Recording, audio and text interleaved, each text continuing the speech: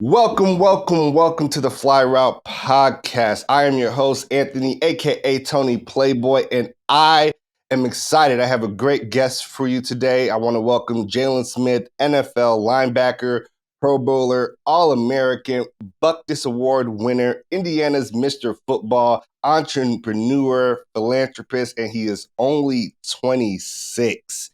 Welcome to the show, Jaylon. You got any AKAs for yourself? And man, aka Smooth, childhood nickname. All love, man. I'm thankful to be on this podcast with y'all. Excited to learn, man. All right, fantastic. I want to start back in the day. You're from Fort Wayne, Indiana. Did you grow up a Colts fan? I did. I love Peyton Manning. I grew up a Peyton Manning fan. I will say that. I Yeah. ain't gonna lie. My favorite team growing up was the New England Patriots since Okay. about 2002. Okay. I like that. Peyton Manning was the player that Yeah, definitely. he's a living icon in Indiana sports for sure. Yeah, I was just across the border in Chicago growing up. Peyton Manning was definitely the player that also sparked my love for football. All right. So you grew up with an older brother, Rod Smith, who also plays in the NFL, but you all grew up going to different high schools and played against each other. How does that happen for two brothers with similar career goals? I always dreamt of playing with my brother. I just had to, I wanted to take my own path. Myself and a lot of the peers that I grew up with, we decided to go to a Catholic high school right down the street on the south side town of Fort Wayne, Indiana, called Bishop Lewis. Really small private school, but we all decided to go there together. And my freshman year was my brother's senior year. He was at Paul Harding High School, and so we played each other like week 4. I started varsity as a freshman, and man, we had all of our family there. Family came from Alabama, from Detroit, to cheer us on. I think in the first half he sat on one side, and then the second half he sat on the other side. I think my mom, I think they did the same thing as well. It was very enlightening. Obviously, little brother won, so I get to talk my stuff forever on that one. And then to be able to to sum it up, and him to go off and go to his dream college, Ohio State, and then me, want to take my own path and decided to go to Notre Dame. Um, it was just crazy to see how we ended up playing together in the National Football League for 3 years on our father's favorite team, the Dallas Cowboys. So it was lovely, man. Yeah, that's amazing. That's a storybook. So you bulldozed through high school. You win 4 straight state championships. You're arguably the top linebacking prospect in the country. I'm sure you had to have been heavily recruited. Was there any other schools out there that could have gotten Jaylon Smith if you weren't going to go to Notre Dame? Yeah, I mean, I could have went anywhere, being the number one linebacker, coming out in the country. For me, I'm a mama's boy, so I wasn't about to go. I wasn't about to go too far away from home. Notre Dame was like an hour and a half away. Well, on top of everything that they offered, I would say my number 2 option would have been to go to Ohio State, play with my brother. Okay, I like that. So you end up having an amazing college career with the Fighting Irish. You're in your junior year. There's a lot of speculation that you're going to be a top 5 pick if you declare for the draft. And during the last game of the season, during the Fiesta Bowl, you end up suffering a gruesome knee injury, tearing your ACL and LCL. I heard that you had such a high level of nerve damage in the knee that you couldn't even lift up your foot for like a year. Is that true? Yep. I had drop foot, Wow. and I had damaged my peroneal nerve, and yeah, it took a year for me to be able to start to lift my foot up again. So definitely required a lot of patience, a lot of confidence, a lot of just being present in the moment. So from not being able to lift your foot for over a whole year to over 500 career tackles so far in a Pro Bowl season, was there any was there ever a moment during the rehab and the process that you ever doubted your ability to come back? No, I couldn't afford to.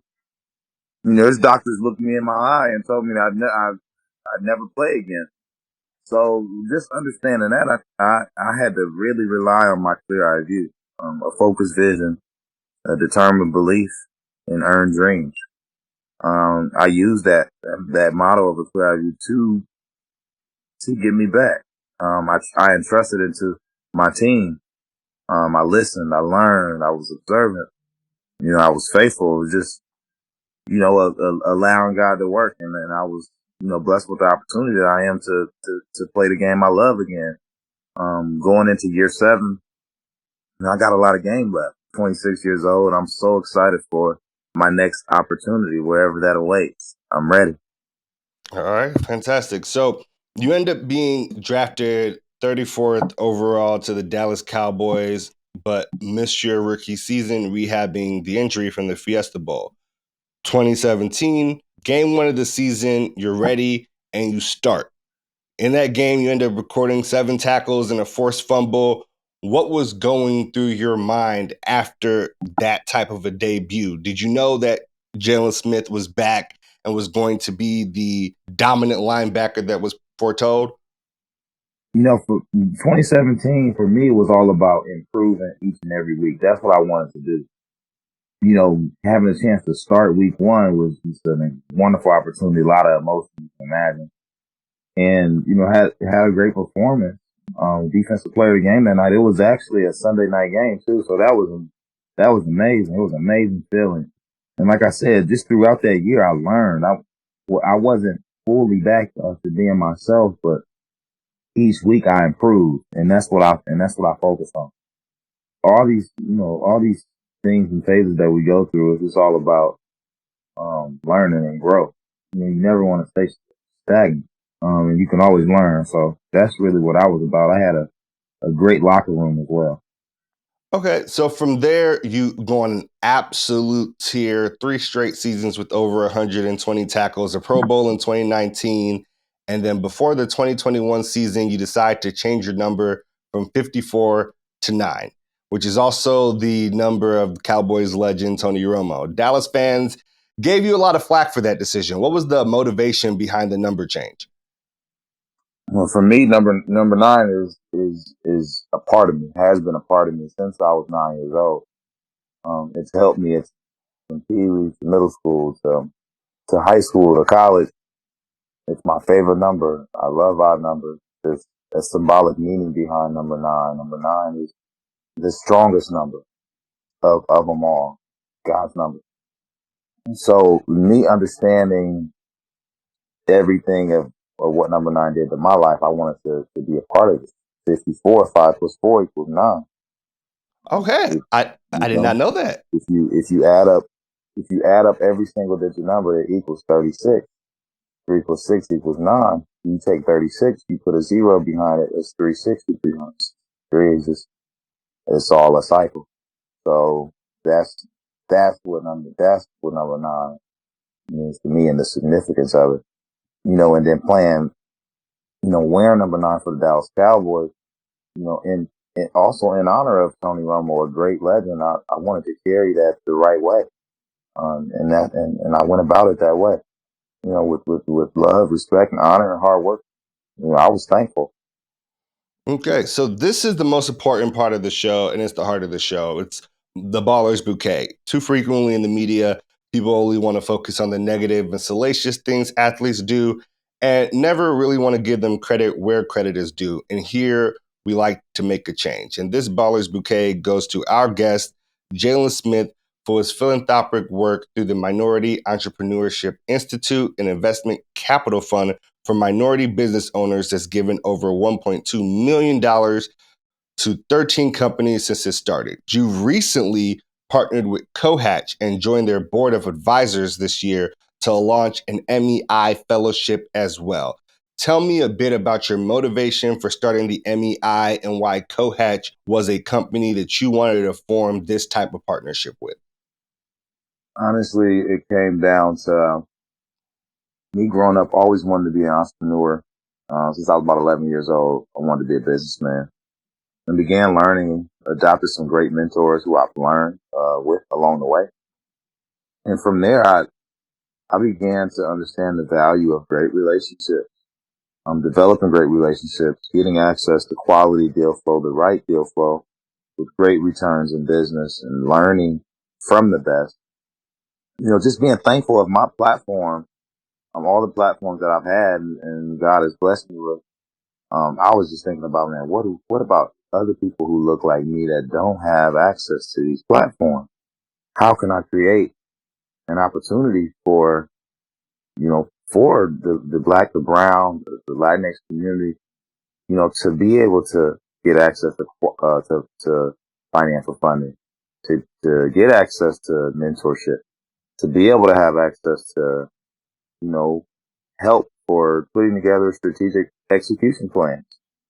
That's kind of what I was thinking about. So me and my team came together and we formed the Minority Entrepreneurship Institute. It's all about impact investing. It's about, helping close the economic and educational gap that exists in this world today. There is a wealth gap, and we got to start somewhere. Okay, so you talk about the mentors that you had. I want to talk about a particular mentor of yours. You talked about him in your contract extension press conference with Dallas, Eugene Parker, also a Fort Wayne, Indiana product like yourself, and a former agent who represented so many NFL legends like Deion Sanders, Emmett Smith, Larry Fitzgerald, amongst many others, who unfortunately passed away just weeks before you were drafted. Tell me about your relationship with him and how him as a mentor shaped your acumen for business and the man that you are today. Absolutely. Funny, from the time I was 11 years old, I knew who my agent was going to be. Eugene Parker, his aunt is my grandmother, so was able to learn, and at a young age, was able to watch. And the biggest thing that Eugene taught me, rest in peace, was just about value over cost and understanding the value out of something versus the cost. And I've taken that with me. I've learned, and I'm happy to be where I am today. A guy that's just operating out of truth. Okay. I've seen a lot of like think pieces, blogs, and even watched you have to answer questions in your press conferences where people doubt your commitment to football because of your entrepreneurship, which is really intertwined with your philanthropy. A big goal of yours seems to be to help Black and Brown businesses thrive and close that racial wealth gap. What do you have to say to people that think you can't be all in on football and help your people? I mean, everything that the essence of, I believe the essence of life is helping make the world a better place. And the football is my second love. My first love is my mama, because you come out of your mother's womb, I'm a mama boy. But like, football is my second love, and it's a gift that God has given me. So, and I'm an employee, so I'm all in. But for me, you know, it's about surrounding yourself with the right people who can help you accomplish those goals. So although I'm a businessman, an entrepreneur, and philanthropist, I'm not the one that's running the day to day operations of my business. I have a team. No different than you know Jerry Jones, hiring me to play linebacker. Because I'm an expert at that. You need a team. You can't go through this life alone, and that's what I've learned. So having a team allows me to focus even more on football because I'm comfortable and confident in knowing where everything is allocated. There's a lot of players that leave and go broke, bankrupt, and a lot of it is because they don't know what they don't know. If you're not educated enough, it's not about how much you make, it's about how much you keep. So I don't think anybody could, deny or go against that. I mean, it's life, it's love.